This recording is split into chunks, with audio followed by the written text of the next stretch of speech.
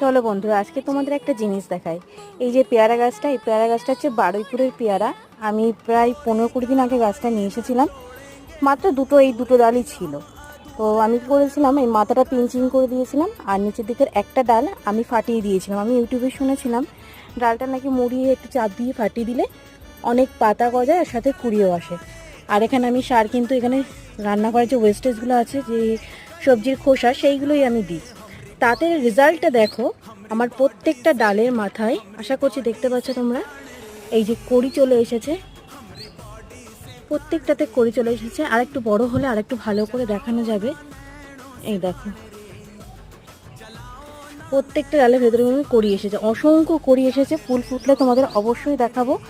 আর এছাড়া এখানে আমি দিয়েছিলাম 20 NPK 2020।